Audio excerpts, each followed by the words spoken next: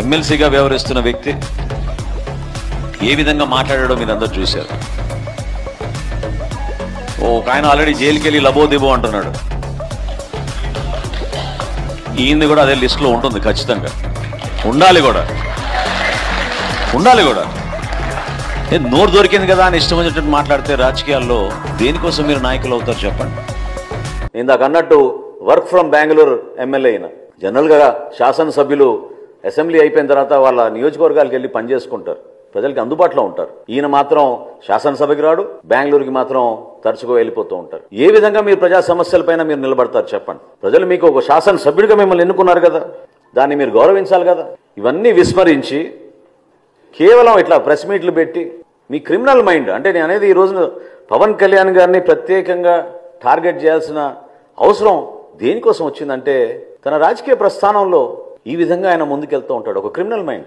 మేము కూడా అనొచ్చు కదా, నువ్వు కోడి కత్తికి ఎక్కువ గొడ్డలికి తక్కువ అని. ఏ విధంగా బాబాయ్ హత్య జరిగిందో అందరికీ తెలుసు కదా. పద్ధత ప్రజాస్వామ్యంలో మీరందరూ కూడా ఒక పద్ధతి ప్రకారంగా మాట్లాడుకోవడం అలవాటు చేసుకోవాలి. కించపరిచే విధంగా దానివల్ల మీకు ఏదో ఓట్లు పడిపోతాయి అనుకుంటే మాత్రం నిన్నటి ఎన్నికలే మీకు దానికి నిదర్శనం. అండి అందరికీ నమస్తే. ముందుగా మన VIP TV Telugu news channel వీక్షిస్తున్న ప్రేక్షకులకు అందరికీ నమస్తే అండి. తెనాలి ఎమ్మెల్యే పౌర సరఫరా శాఖ మంత్రివర్యులు నాదెండ్ల మనోహర్ గారు గతంలో కాంగ్రెస్ ప్రభుత్వంలో పనిచేసినప్పుడు కానీ, తర్వాత జనసేన ప్రభుత్వంలోకి వచ్చిన తర్వాత కానీ ఎప్పుడు కూడా ఎన్నడూ కూడా ఏ నాయకుడిని కూడా కనీసం కోపంతో మాట్లాడటం కూడా నేను చూడలేదు, నాకు తెలిసి నేను చూడలేదు. అట్లాంటిది ఇవాళ రోజున మొన్న పోసాని కృష్ణమురళి అరెస్ట్ అయ్యాడు. తను అరెస్ట్ అవ్వటం, తను మాట్లాడిన మాటలకి, తన నోటి దోలకి ఎవడో ఉన్నాడు మన వెనకాల తోపు, మనల్ని ఎవడో కాపాడతాడు అనేది మనసులో పెట్టుకొని అవతల నాయకుడిని ఎంతటి మాటలు పడితే అంతటి మాటలు, ఆడవాళ్ళతో సహా, ఎంతటి దారుణం అండి, ఎంతటి అమానుషం అండి ఇదంతా. దాన్ని ఖండిస్తూ మళ్ళీ ఎమ్మెల్సీగా ఉన్న దువ్వాడ శ్రీనివాసరావు, అసలు అతనికి ఎమ్మెల్సీ ఎందుకు ఇచ్చాడో, ఎక్కడ గెలవని వ్యక్తి, ఏ పార్టీలో కూడా నించున్నా కూడా గెలవని వ్యక్తి మరి ఎమ్మెల్సీ ఇవ్వడానికి కారణం ఏందో నాకైతే తెలియదు. అది మీ విజ్ఞప్తిగా వదిలేస్తున్నా నేను.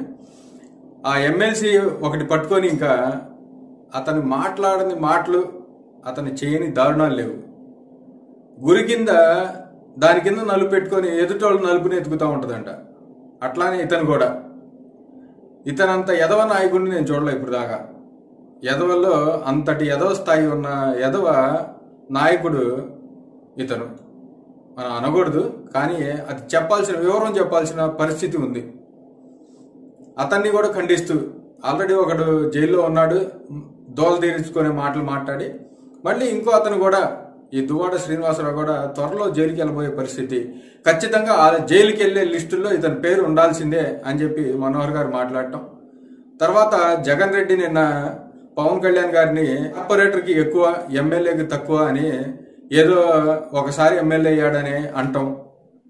దాన్ని కూడా ఖండిస్తూ మనోహర్ గారు మాట్లాడటం నాకు చాలా ఆనందంగా ఉంది. ఎందుకంటే మనల్ని మనం రక్షించుకోవాలి. ముందు మన మీద బాణాలు వదిలేవాడిని మనం ఖండించాలి. ఖండించిన తర్వాత మనం ఎవరికైనా కూడా ఏదైనా చెప్పగలం, చేయగలం. అప్పుడే మన వెనకాల తిరిగే కార్యకర్తలకి, నాయకులకి ధైర్యం వస్తుంది.